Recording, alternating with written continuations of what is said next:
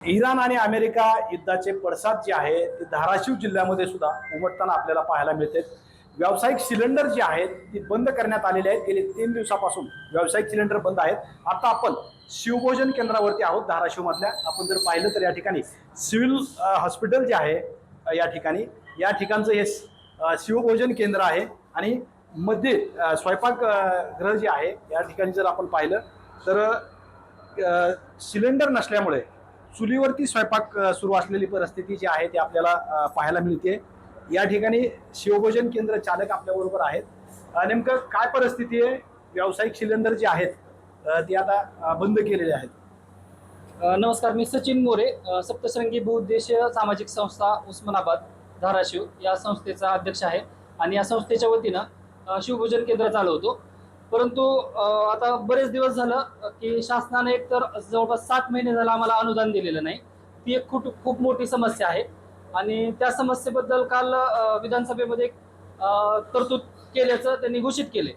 आता दुसरी अडचण आम्हाला अशी निर्माण झाली की शासनानं गॅसचा जो कमर्शियल गॅस आहे ते कमर्शियल गॅसच बंद करून टाकलेत। त्यामुळे आज आमच्यावर अजून एक नवीन अडचण निर्माण झाली आणि शिवभोजनला नेहमी अडचणीला आम्हाला तोंड द्यावं लागते। या आता ही शासकीय हॉस्पिटल पशी तुमचं आहे, या ठिकाणी किती लोक दिवसाला तुमच्याकडे जेवण करतात? मला 100 थाळीचं लिमिट आहे। दररोज माझ्याकडे 100 थाळी जातात।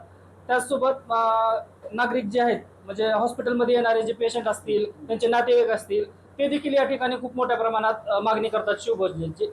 परंतु या अशा सगळ्या अडचणीला सामोरं आम्हाला जावं लागतं आणि त्या हिशोबातूनच आम्हाला शिवभोजन चालवावं लागतं। एकंदरीत आपण जर या ठिकाणी पाहिलं तर बघा हे लाकूड या ठिकाणी लावलेलं आपल्याला दिसतंय आणि अक्षरशः चुलीवरती स्वयंपाक हे सुरू आहे। या ठिकाणी स्वयंपाक करणाऱ्या ताई देखील आहेत। ताई, स्वयंपाक तुम्ही चुलीवरती करताय, गॅसवरती का नाही आहे? चुलीवरती गॅस नाही का? नाही ना, नाही, संपलाय। संपला। एकंदरीत ही अशी परिस्थिती प्रत्येक शिवभोजन केंद्रावरती धाराशिवमध्ये आपल्याला पाहायला मिळते आणि या युद्धाची परिस्थिती जी आहे, युद्धाचे परिणाम जे आहे या शिवभोजन केंद्रावरती आपल्याला पाहायला मिळतात। मात्र शिवभोजन चालक जे आहेत ते त्यांचं अनुदान आणि सिलेंडरची सोय करावी अशी मागणी करताना आपल्याला पाहायला मिळत आहे। श्रीराम क्षीरसागर, TV9 मराठी, धाराशिव।